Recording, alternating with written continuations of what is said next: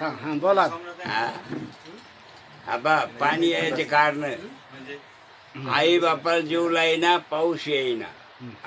तिकडे पाहिजे आवता गेला नंदीन पावसानं केली बंदी. वावरात ट्रॅक्टर आणि घरात डॉक्टर.